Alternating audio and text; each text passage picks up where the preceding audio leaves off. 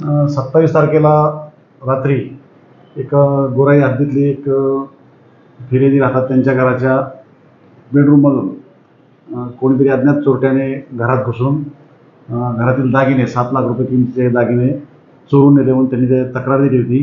तक्रार दिल्यानंतर आम्ही गुन्हा दाखल केला. गुन्हा दाखल करून आमच्या डिटेक्शनची टीम PSI कदम आणि त्यांचा स्टाफ यांनी सर्वांनी तांत्रिक तपासणीच्याद्वारे आरोपी शिवकुमार विश्वकर्मा याला ताब्यात घेतलं आणि त्याच्याकडून जे काही दागिने चोरीला गेले होते ते सर्व दागिने जसेच्या तसे तो शेलू रायगड जिल्ह्यातील नेरळ पोलीस स्टेशनच्या शेलू गाव आहे त्या गावात त्याला ताब्यात घेतलं आणि त्याच्या घरातून ते दागिने जसे आहे तसे ओरिजिनल दागिने आपल्याला त्याच्यातून जप्त केले. आरोपीचे बॅकग्राऊंड काय आहे? आरोपी पूर्वी बोरिवली हद्दीत राहत होता.